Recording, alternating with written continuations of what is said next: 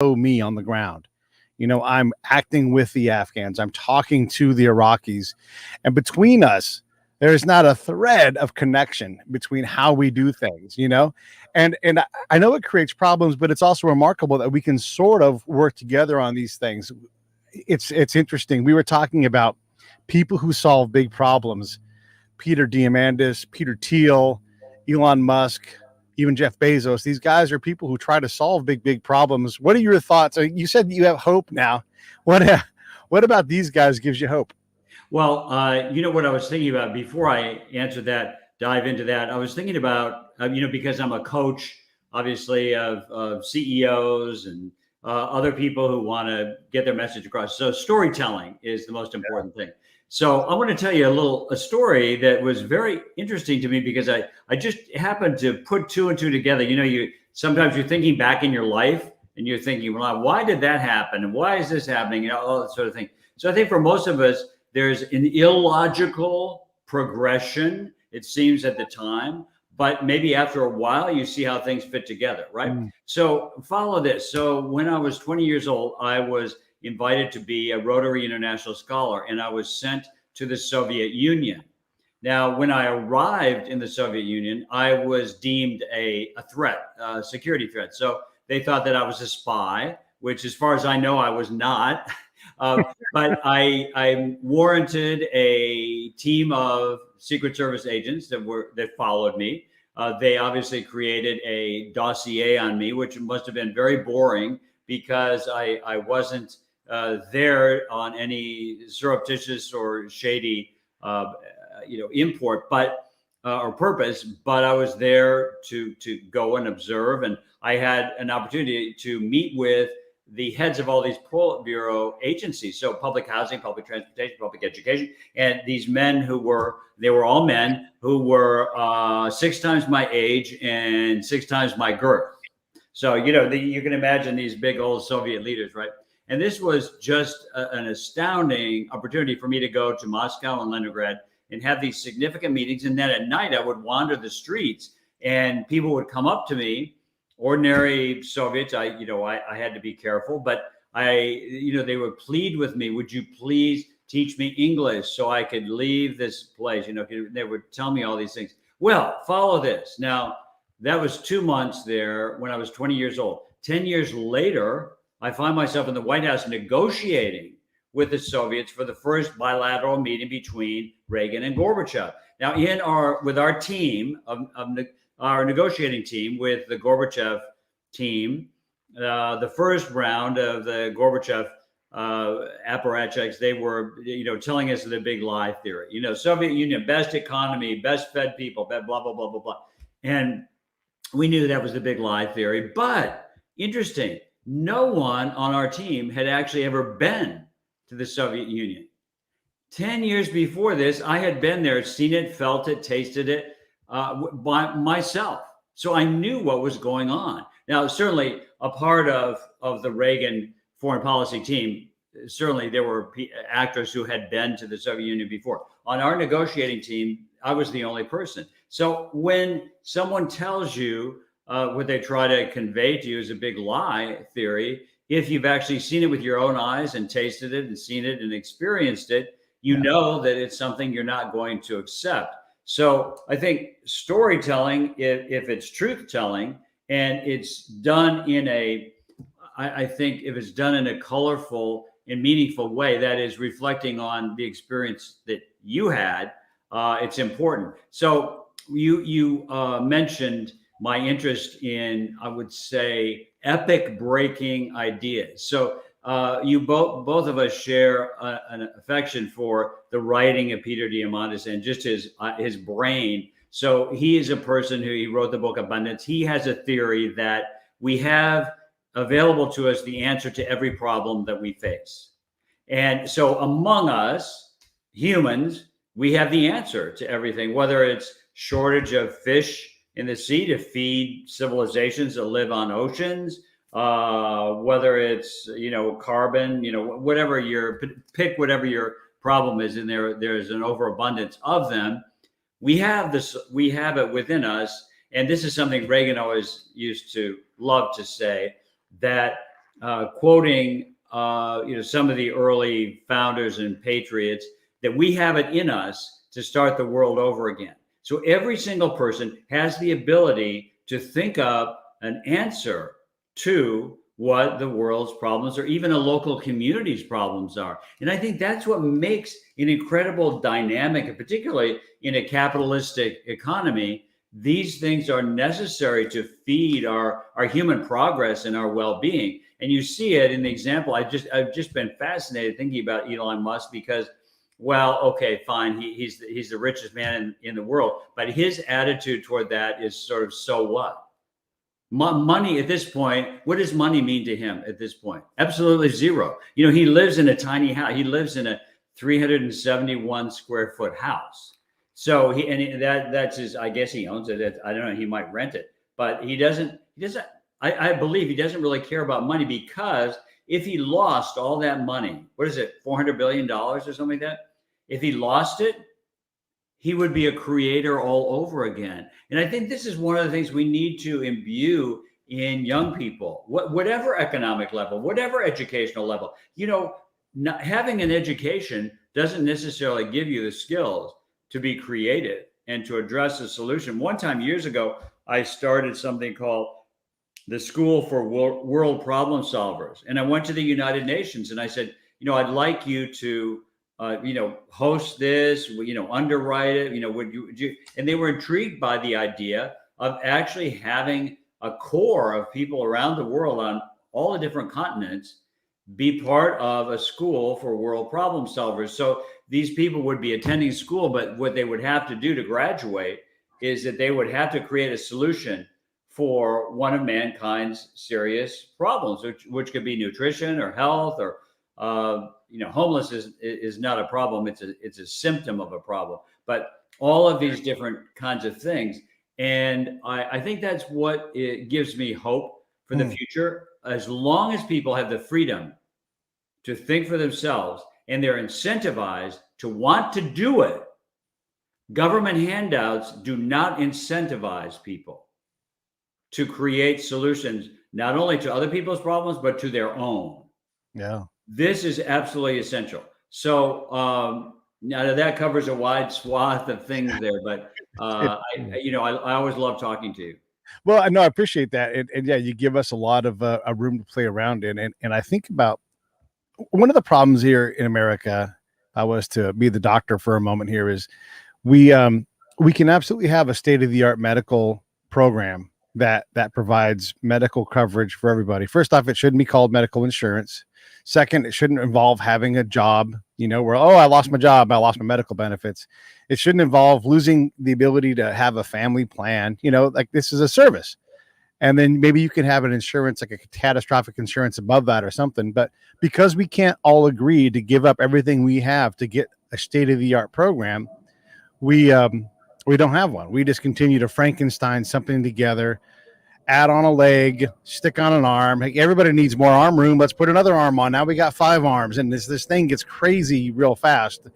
And we don't have the ability to just slow down and implement something better. Jeff Bezos could probably create a wonderful private-based healthcare system because he's really good at stuff like that, right? Bringing things to people.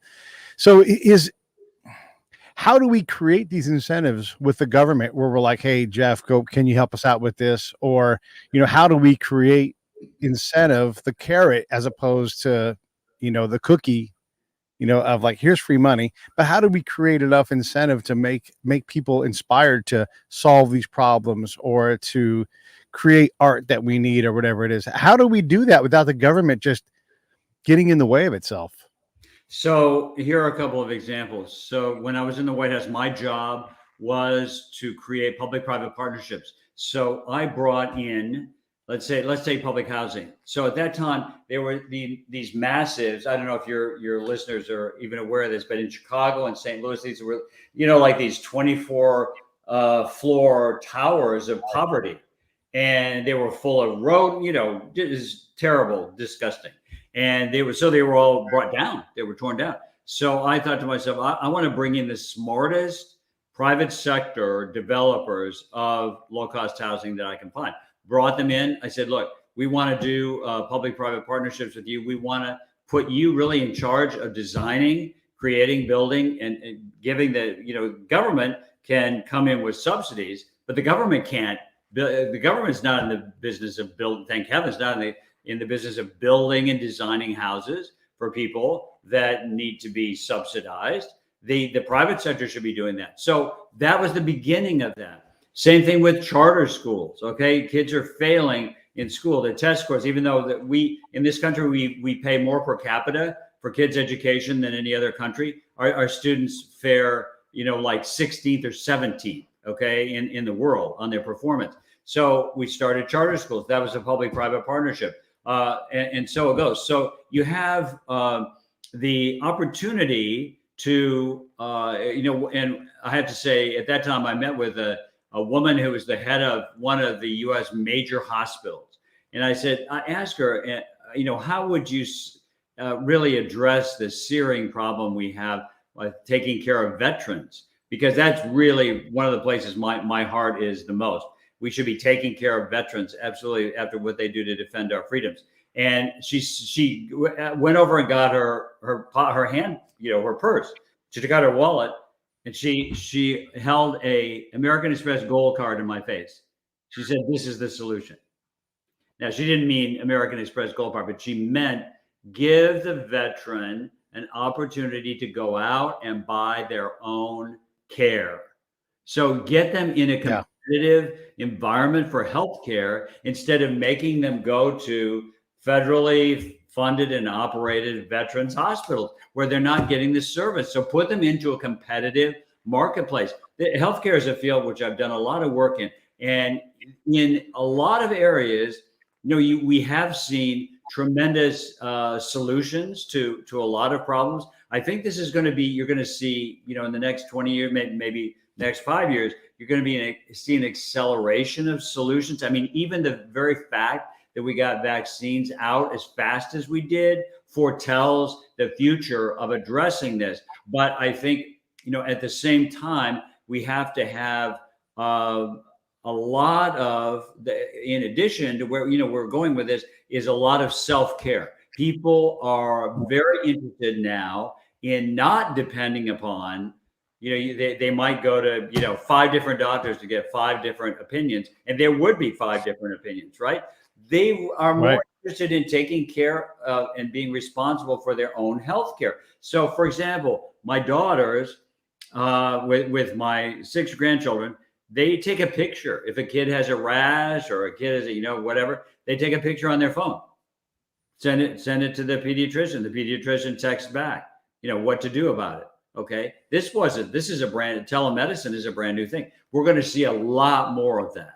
Lot more of that. And we're going to see I would say which is very needed, a much broader acceptance of all different kinds of solutions, from the holistic approach in terms of nutrition, exercise, all this sort of thing, to consciousness healing, prayer, all kinds of things. I've been involved in quite a few studies where I've spent time at Duke Medical Center, Harvard, Mayo Clinic, Cleveland Clinic, all these places. And I can tell you they're really pushing, NIH as well. They're pushing this whole direction, this whole movement in a much bigger direction. So I think we're going to have many more choices and much better, I think, better health and better solutions when people are really taking care, if they can. Certainly there are people who can't take care of themselves.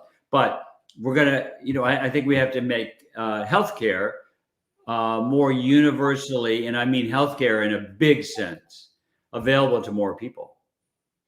Yeah, one of my favorite numbers is there are 5,000 medical school grads who do not, in the United States, who do not find a residency. I mean, if you wanted to create capacity and you wanted to have a federal solution that washes into the private sector, is bring those 5,000 in and start just like a national residency program, and just we would have a flood of doctors. And by the way, I find it fascinating that if you go to a doctor, specialist, generalist, whatever it is, and you say, "Hey, I'm paying cash," the number is always different than if you have insurance. There's just less paperwork. There's less middle people involved, and you just get to it what you want. And I encourage anybody to look into this new service, like service-based doctors who do what they call it concierge. But just think of it Yeah. as like you're paying a subscription for a service, and it's access to a doctor. And they say things like, "Send me a picture of your rash. Come in if you've got a cut on your eye. If you need a specialist, I've got a network of specialists. Whatever." And this, there are people leaving the big national system because it doesn't provide. And I think the same thing with education too.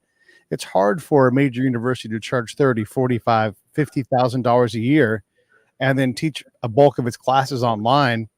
And the same thing with public schools. The charter schools and school choice are an important thing, because there should be competition to improve schools.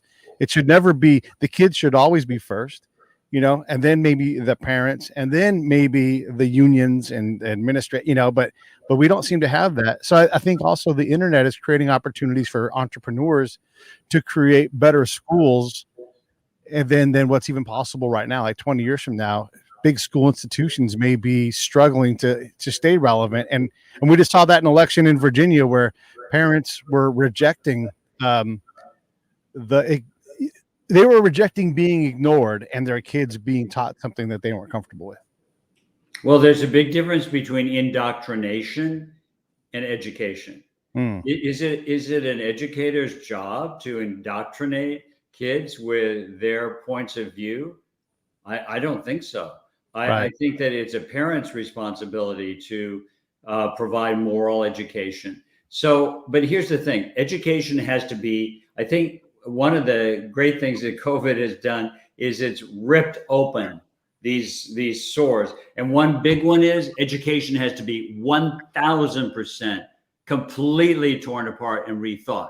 It's a ridiculous idea.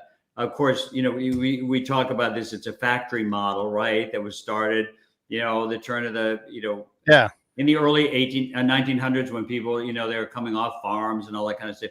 Okay. Do two kids ever learn the same way? Are they ever at the same level? Are they ever do they ever have the same interest? There should be individualized instruction plan where you can progress as fast as you want. Yeah. Why is it just because you're a certain age, you had to progress from first grade to second grade? When I was in elementary school, there was an experiment that fortunately I was a part of where they combined first grade with third grade. So when I was in the first grade, I was put together with third graders, and they found that basically we didn't need second grade. It was like, what do you call it? Daycare. You were kind of being taken care of. Why did you need the second grade? And they didn't change the elementary school pattern, but I think that they probably should have. So to me, it has to be completely rethought. And the idea of higher education, well, when we had truly a liberal education where people were going to undergraduate school and learning literature, world literature and world history and all this sort of thing, that is very useful. I think knowing just about World War I, why it started and what the effect of World War I we're still feeling. We live in a world that's largely affected by World War I. People don't, majority of kids don't even know what World War I was. Yeah. Well, these are all important things. But, I think there's a lot to say I've studied the French, Italian, Irish, and British and German educational systems. Most of them are skills focused. This is in secondary education. So you have students, they have to decide at a certain time, they can say it's arbitrary, whether they're going to become skilled workers or whether they're going to become lawyers and, they're going to go on to college or higher education. Well, when they graduate basically from high school, they got a job because they're plumbers or bricklayers or plasterers or painters or, whatever. They have a skill. In this country, what does a kid have when they graduate from the 12th grade? More work to do. Yeah, they have no skills. So, right. To me, this is, I've been involved in starting 4 schools. I think, we need a complete rethink on what education is and why. I see, again, use my own grandchildren as an example. Each one of them, 6 kids, they're totally unique, and they respond to different stimulus. One of the kids who's 4.5 years old right now could be, he's so advanced in terms of his analytical thinking process. He can hold a conversation with an adult. So why shouldn't he get more stimulus?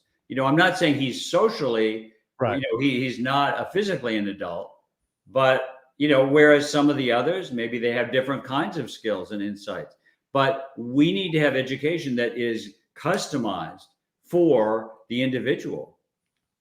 That's sure the way the medicine is going, right? I mean, part of this RNA vaccination program and all the different stuff with determining your specific brand of the cure of whatever it is that you're dealing with, that's happening. And certainly in education, that makes a lot of sense. One of the things that I'm curious what your thoughts are, we've come a long way. I mean, a really long way. I'm reading a book about a slave trader from the late 1800s, early 1900s.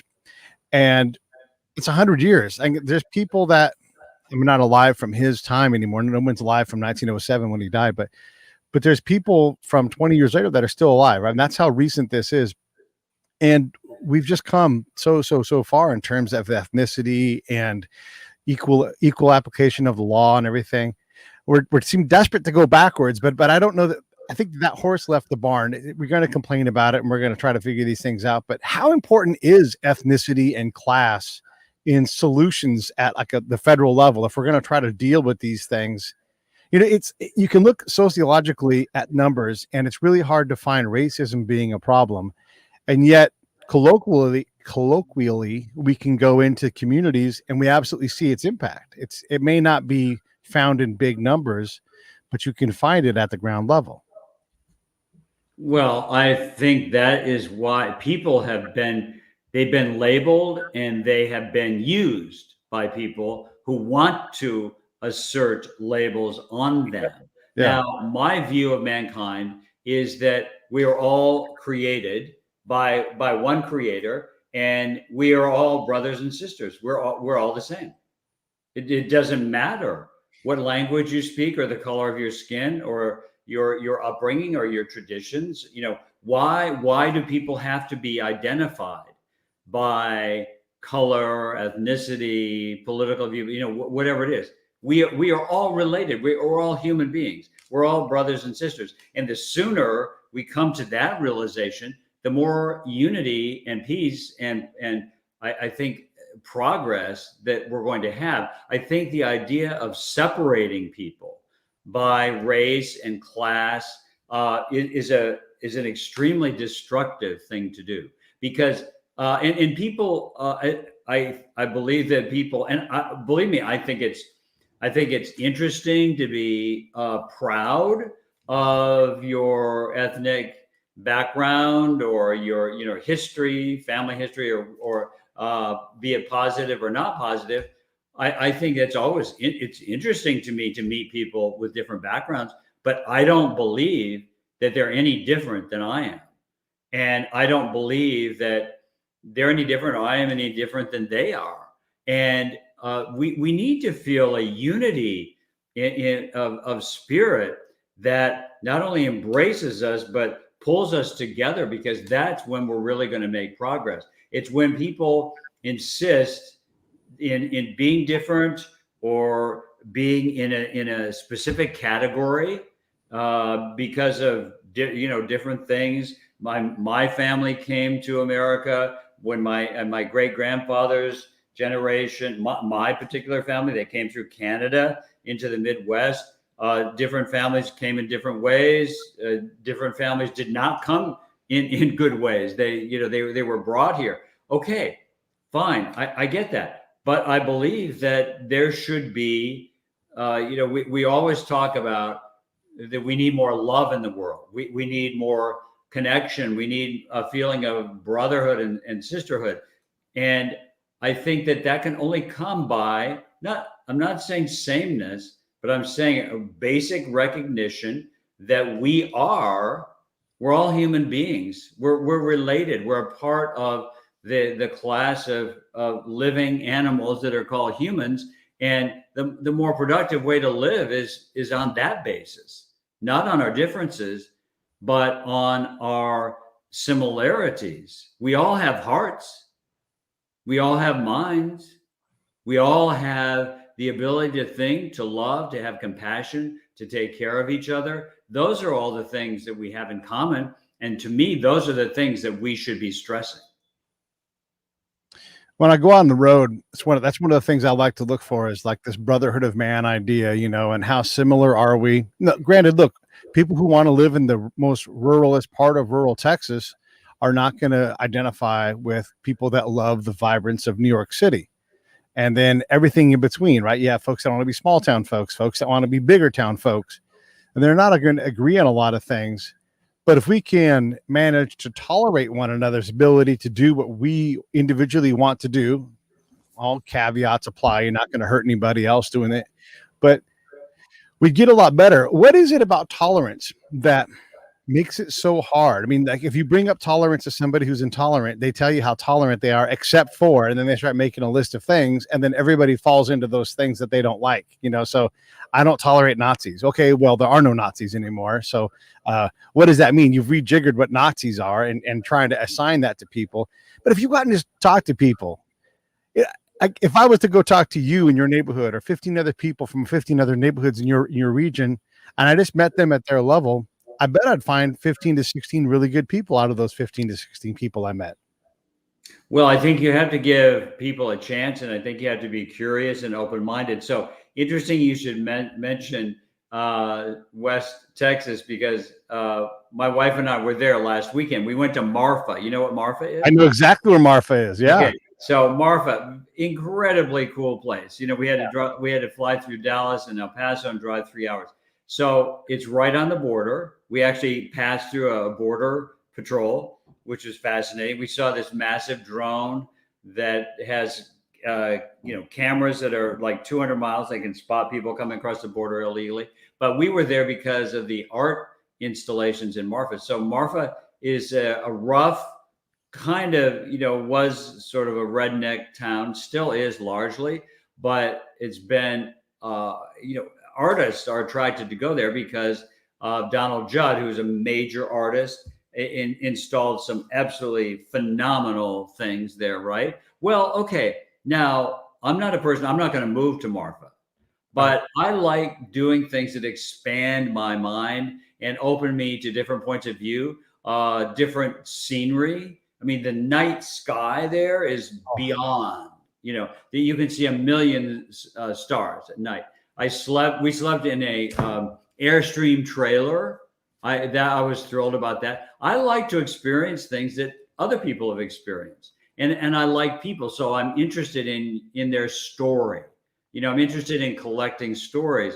I'm not interested in judging them unless they're violent or they're full of hate, or So generally, I'm not interested in hanging out with people like that, but.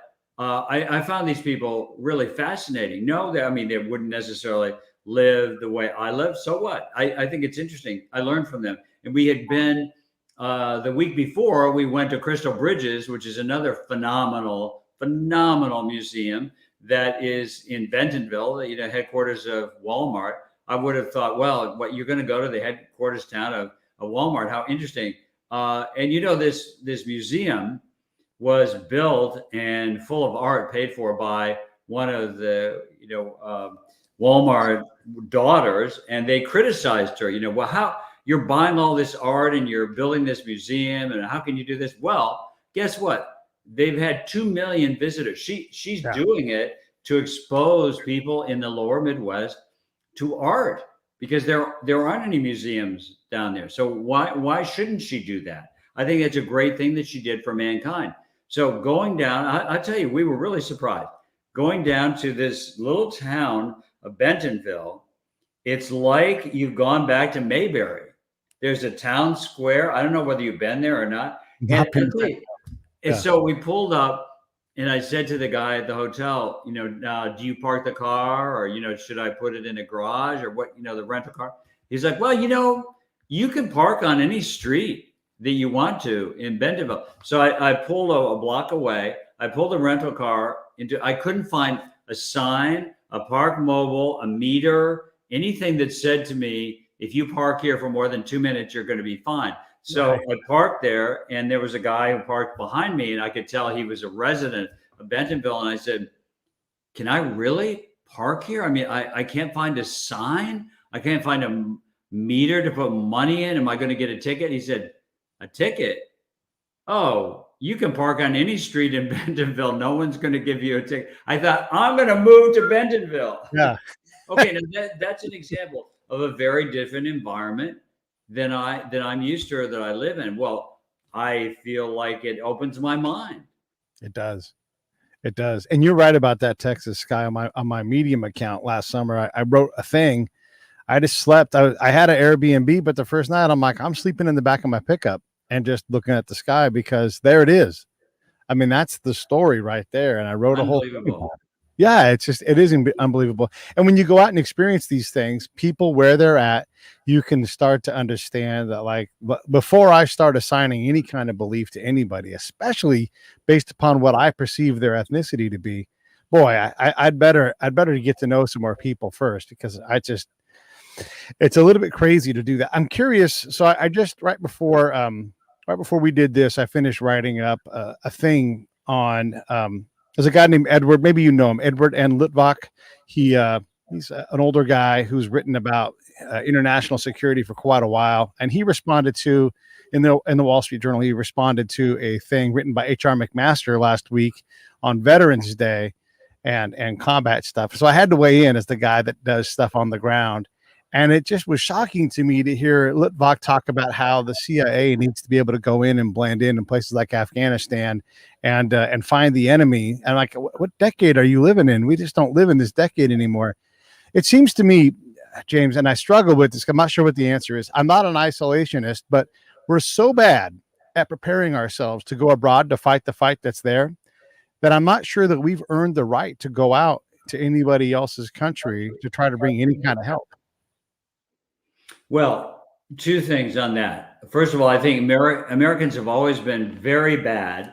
And if you look at the Yalta Treaty after World War II, for example, which was a complete failure on the Americans' part. Look what Poland even today struggles. I mean, my heart goes out to Poland. I mean, they've just been the brunt of, though their fighters, really saved England in World War II. What happened? Poland gets annexed. They get run over by the Soviets. I mean, it's just a mess. But I think that Americans have always been extremely bad at putting enough time into understanding other political economies and cultures. So we're not very good at, we think, okay, because we've been fed with, America's the best, blah, blah, blah. And which I believe that our system is the best. I don't think Americans are superior to other people, but I believe that our government system is. But to go into other countries and not really devote a serious amount of time to understand where they're coming from, their culture, why are they this way? Why are they making decisions the way they do? A lot of times I believe that American intelligence operations go in, whether they are covert or not, but they'll go in on an operation and they'll just take an American attitude toward interpreting what's happening on the part of the country where they are. So I think they can be very short-sighted. On the other hand, I think it's critically important to view foreign policy, and particularly defense, as protecting our own country. I believe that the reason that we should be active globally is to protect our interests in our own homeland. Because if we're not, and you can certainly, it's easy, obviously, to look at China this way, but they're not the only threat.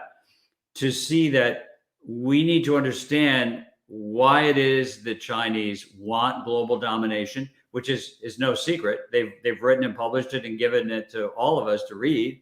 So it's right out there. Why is it? We need to understand why they want to restore what they consider much earlier dominance in the world of the East versus the West. Why that is, we need to understand why it is we need to protect our interests way into the future. And we need to understand these other cultures and either how we can have positive coexistence with them, trade, all of these different things, or we need to understand how it is that we're going to protect the American people. And I believe that in many instances, we're very short-sighted about that. We lack the historic knowledge. I can't imagine anyone serving in the foreign policy apparatus today that does not understand the actions of and the consequences of not just World War I, Korean War, World War II, but other conflicts that we've had. And I don't begin to say that I understand all the ramifications of it, but I'm a student enough of it to be amazed when I read more of the details. For example, recently, as I had of the Yalta Convention, and when you read this, you get, and I think you have to read widely about it and not just absorb one person's point of view. But when you read this stuff, you begin to see, well, failures were made here, failures were made there. And what history is nothing but the ability to pave a better future. So, Churchill said, the farther you can look back, the further you can go into the future. And this is something I really believe in. And Churchill was a massive student of history. I mean, he wrote books about history. So he had to understand it. He wrote like 32 books, no, more than that, more than 30 books. So he had to really figure out what these different conflicts were, especially for the British Empire, in order to be able to make a good judgment going forward. I think this is something that probably the American culture has always lacked, because we're a new country. We're not an ancient one. And we think, we have all the ideas and we have the good ideas. Well, we do have a lot of good ideas. But I think when it comes to our relationship with other countries around the globe, you would think by this time, wouldn't you, that we would have more agreement, we would have more and more productive associations with more countries. Today, I see more countries in conflict than ever before. Yeah, conflict seems to be on the rise. I guess that's always fun to say that, but it does seem that like Central and South America are destabilizing. And even if not, again, and I don't mean this to be a political thing, but if we have an open border, very permissive immigration program that we can't ourselves manage, right? And having people roaming freely in the middle of the nation without any kind of documentation is not managing it. If we're brain draining and entrepreneurial draining Guatemala and all these other places, we're just moving people on credit that we're going to have to do something at some point about these destabilized nations that don't have the best people that they have. The go-getters are all going to leave. They're going to go and they're going to go somewhere else. And these problems don't stop. Another thing I want to say too is you're so right about history. We're both students of history, and the more we learn how hard it is to synthesize multiple eras or multiple time. Like you can put a bunch of different people in a historical context era, right? Like Wyatt Earp, a guy from the 10th Cav down there in that area, right? And all these different people, or Geronimo, are all there at the same time, all completely different realities. And they may never have met each other, but they were all within 200 miles of each other, Mm-hmm. And it's fascinating. And that's just that one region. And you can look around and it's very, very, very complex. Yalta, like you said, depends on which book you read. I'm reading a book right now about a biography, in a series of biographies I'm reading about Robert E. Lee, because I'm not going to be told that he's a bad guy. And what I've come up with thus far is that you can't remove the stain of history off of him. But his first decision, the decision he would have made over and over again, was based because he had a resolute character. And that character was great until he had made a decision that ultimately led him on a path where he has this unmovable historical stain. I think Lee was a great man allied with the wrong cause. Right. Yeah. Yeah. You know, I think, especially living in Washington and having a lot of friends in Virginia, and many steeped in the history of Virginia, Lee and the Lee family, they were leaders. They added to the development of the South and Virginia and so forth. But he was a person who was caught on the wrong side. But everyone had very high regard Right. at the time.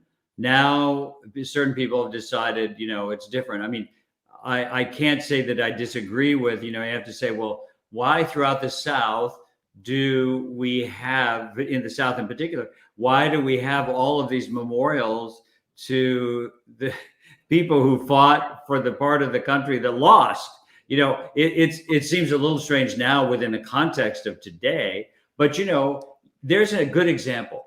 So I'm not from the South, but I've spent time in the South, and I've had relatives from the South.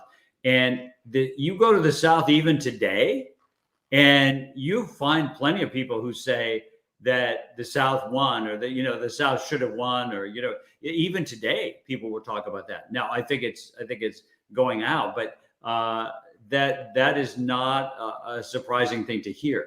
So I think going back into history and really understanding, it's people, and I agree with you. I don't want to be controlled by anyone or any one book or any one point of view. I want to read enough until I gather my own point of view, and I don't want to be controlled by anyone. So I don't want anyone to tell me that this is the truth until I've thoroughly examined it to the extent that I can myself. And I would think that in this country, we have the ability to do that to the extent that we can get the knowledge, we can obtain the facts to the extent that we can.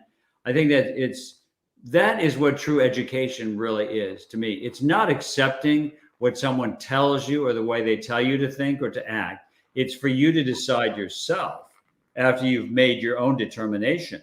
And the Yalta book that I just finished, which I think you would enjoy because it's a slightly different take on it, it's called The Daughters of Yalta. And this is the story of the daughters of Churchill, of Roosevelt, and the U.S. ambassador to Russia at the time. And these three young women went with their fathers to Yalta, and it's seeing Yalta through their lens, and it's really interesting. But it builds dramatically because Stalin insisted on having this meeting in this ridiculously isolated, broken down place, and it really contributed to Roosevelt's demise. His health contributed to his death shortly after that. But 10 days after the Yalta agreement was signed, it was declared a complete disaster. So all that money, all that effort, and all that good health was expended by people who were basically controlled by Stalin, because after they all had these agreements, Stalin just went ahead and did whatever he wanted to do, and he didn't abide by them at all. And I think that's you talk about understanding different cultures. When I had to negotiate with the Chinese, for example, you had to understand why, and it was an enormous learning lesson for me. Every time I was negotiating with the Chinese, I would never get either acceptance to the U.S. proposals, or I would never get a clear answer. And that's because culturally, they can't look you in the face and give you an answer, especially if it's a no, or even if it's a yes. Well, that's something that, as an American negotiator, you have to learn, and you have to understand how it is you can negotiate successfully with people who approach the whole field of communication differently. And I discussed this in my current book called Winning Your Audience, then this is a critical thing to recognize, and most of us don't.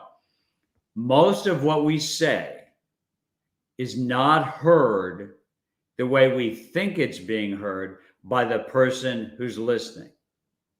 So even as good a friend as you and I are, friends as you and I are, the things that I'm saying are going through your sieve of your mind. You're interpreting what I'm saying from the context of your life and your education and your point of view. And we take that into consideration. For example, when we're giving speeches, or we're just having a conversation with our kids, or it could be anyone. We don't take into consideration the fact that we think that what we're saying is what they're hearing. Guess what? It's not. No. While you were saying all of that, I was putting up the link to your book, and we plugged the book. But your latest book is called "Winning Your Audience: Deliver a Message with the Confidence of a President." And so, as you were saying that, yes, I was listening to what you're saying. It's a good example. Like, your brain clocks on different things at different times, and you're 100% right. As a podcast consultant, I tell people it's okay to slow down. It's okay to say it again. It's okay to change time and go, wait, say that again, because that might grab the audience's attention. I'm aware of it. You're aware of it because you've negotiated and said things to people. I remember I was in Afghanistan, and I was talking to this partner from Afghanistan, and I know, look, I'm way ahead of my peers because I'd been there. I'd done it so much. I knew what to do, and I'm focusing just on trust, not on getting anything done at all. Just trust, trust, trust. And I thought I had it. And then I realized one day that I hadn't finished testing for trust. I didn't have the trust I thought I had. I'd overplayed. And this is me years into the game. And I'm like, man, I made such a back to basics mistake. And so I didn't have the trust that I thought I had. Then when I got it, it's just like, oh, you could see it. He was talking about me in a different regard. He was introducing me to his friends. I now had real trust with this person, and it changed everything. So not only what they perceive, but your perception of how they perceive it impacts your ability to send that message. Like, if it was important for me to slow down and get trust, I might have gotten it a week or 2 or 3 weeks earlier. Maybe it wouldn't have made that much difference operationally. But the fact that I made such a simple mistake, well, how many other unknown mistakes did I make too? Because life is, I know when I look back, I'm like, oh my gosh, I got all these things so wrong. I might have believed them passionately, but it doesn't mean that I was right. And you're right. I want to go back a little bit though. I want to ask you a question about education again, because we're trying to redefine what we want to teach our kids, right? And I'm all about teaching kids history. I mean, we have this perception that when you went to high school, we didn't learn about slavery, or we were like, oh, it was great, black people loved it or something. I mean, I don't know what people think, but we have this perception that we're not teaching it. And I go back to my high school every year and I talk to the kids there. And let me just tell you, I mean, I'm an easy day, right? Like, here's Pete telling you about what your history or what your future could be like. And the vast majority of the kids are completely unengaged. Maybe they're listening, maybe they're not. I have no way to tell because they don't let me know. And that's fine, right? But to think that we're going to change the curriculum in some way, and that's suddenly going to inform a bunch of high school kids in a way that they aren't already. And then what are you going to give up curriculum wise? We have these perceptions of what we're able to communicate, but the people that do it, do you think, James, that they're history teachers that are like, gosh, I wish I had something to teach second semester. I just don't have a single thing because we're not going to teach history. It's like, and I think they're more thinking, how in the hell am I going to get these kids to learn that this is just the beginning? I mean, you and I are still reading books about history to process it better and still opening our eyes to things. We still both admit I know nothing because you can't know it all in history.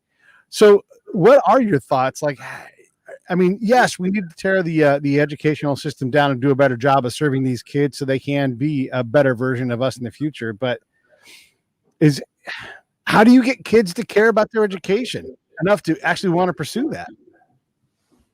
I'll tell you, when I speak, people often say to me, because I give a lot of speeches, so people are like, what is your scariest audience? Guess what? High schoolers.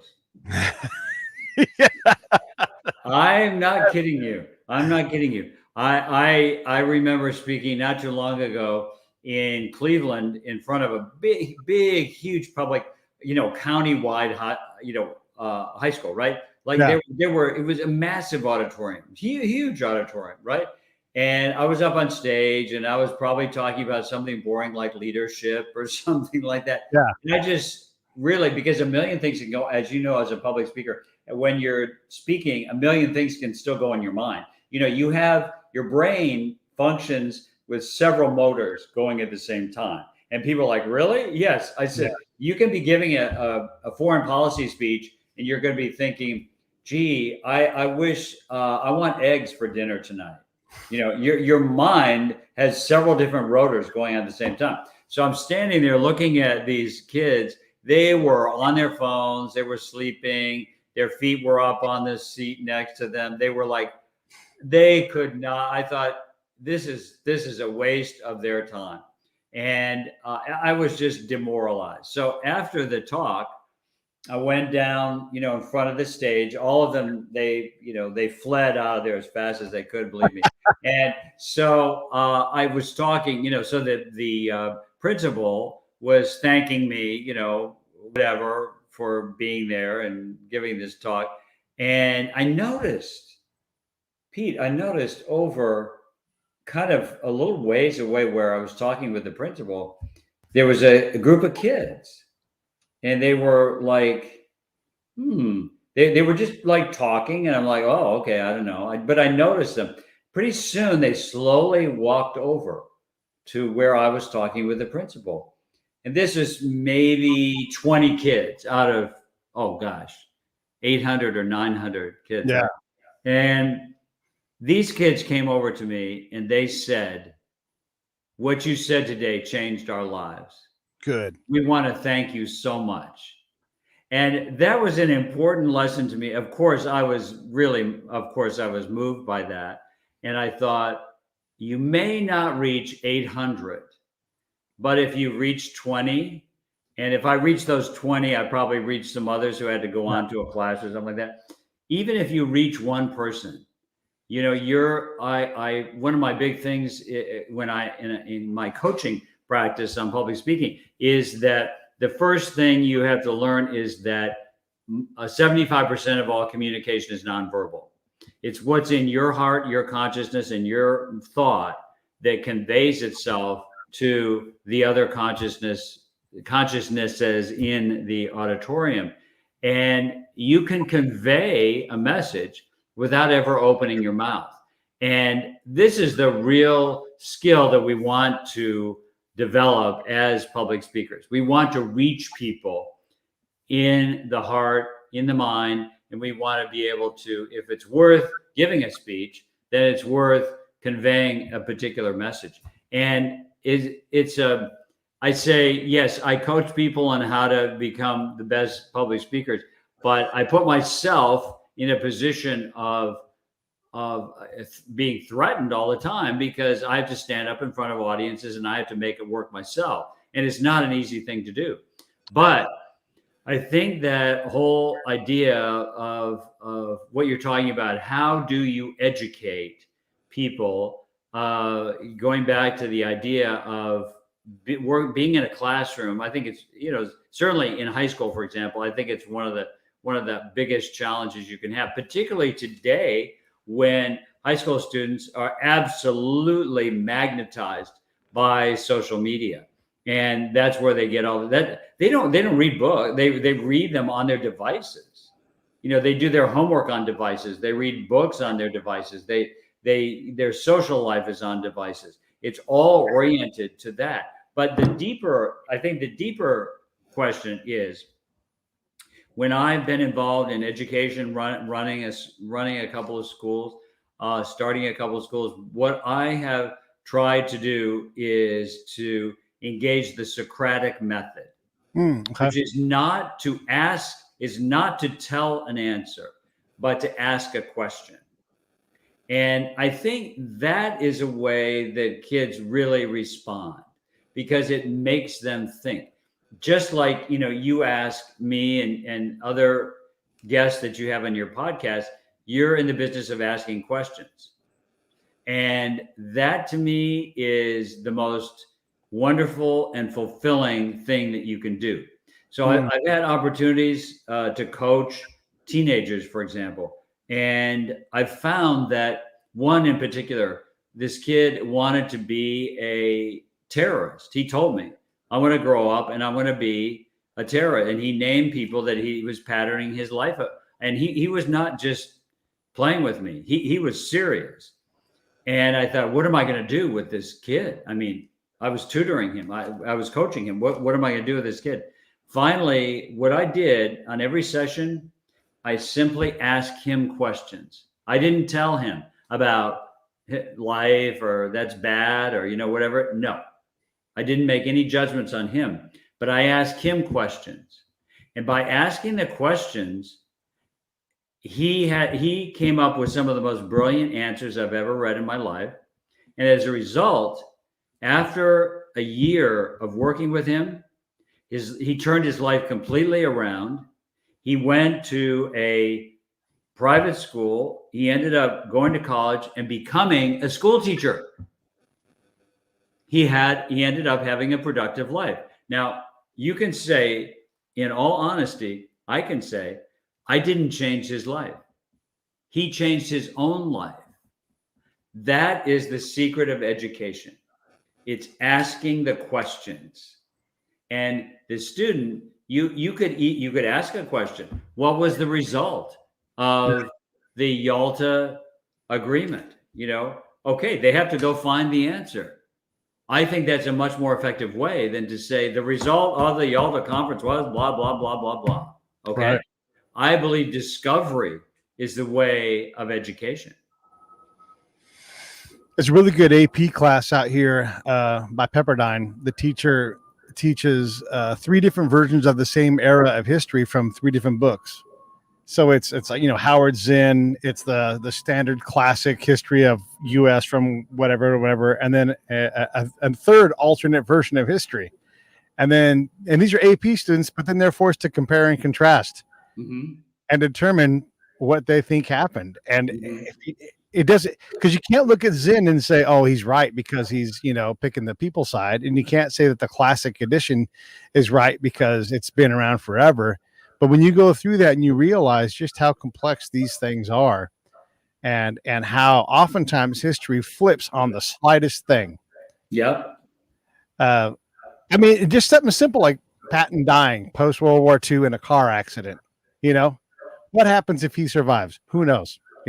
What happens if he takes a nap the day he slaps that soldier in Italy, and instead of slapping somebody or whatever, right? You just never know. I don't know why I use Patton as an example, but there are just all these things.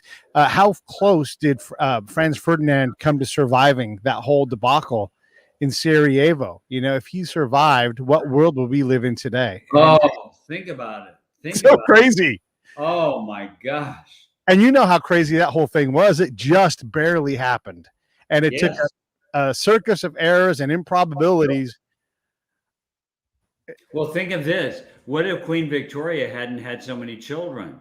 Oh boy. It was her children that were ruling these countries that were at war with each other. Yeah. Okay. Or what if she had been a better mother?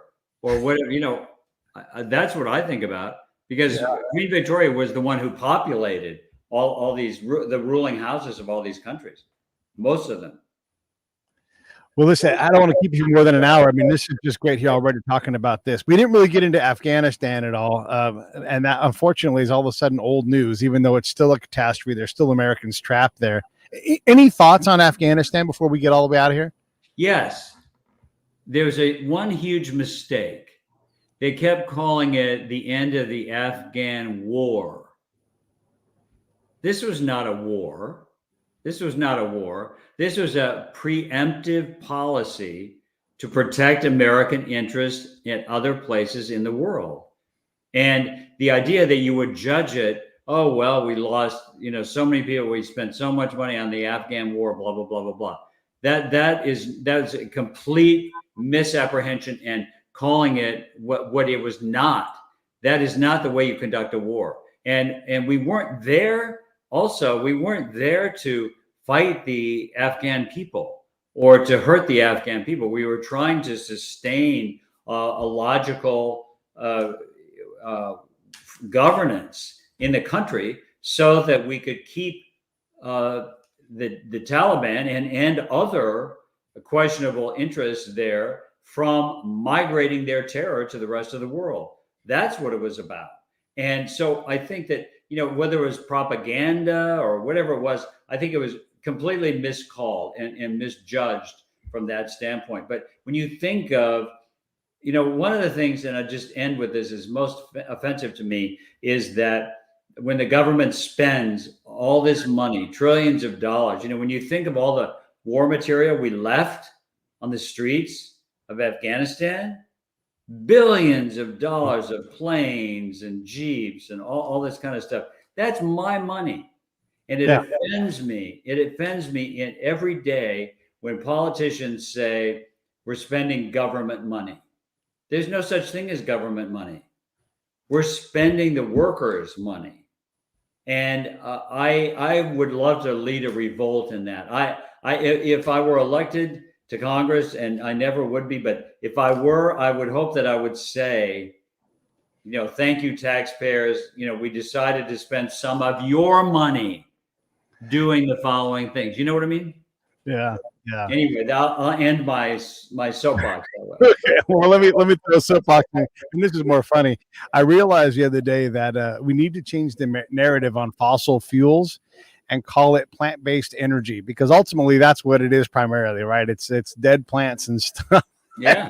But the narrative is fossil fuels. Like, well, I mean, it's not really dinosaurs. We know that now. I mean, come on. But a pathway from plant-based energy to nuclear, aka scientific-based energy, is a good platform for us if you want to be clean, as opposed to putting up miles and miles of reflectors and windmills that provide some electricity, but try to keep your house warm with a windmill. It ain't gonna happen. Oh no, and that is just not a productive way. But there are, I'm a big hydropower person. Sure.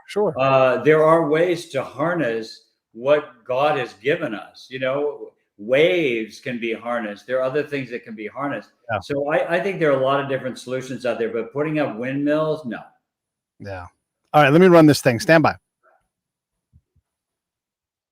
Hey, thanks for watching the show. I really appreciate it. Right here, you can subscribe. Please do that. It makes the show grow. Hit that notification bell so you know which incredible guest is coming up next. Down below is the PayPal link. You can put a small subscription in. That is an enormous help. All that money goes right back into the show. And then right up over here are the next episodes you should listen to, curated by yours truly. Thank you so much for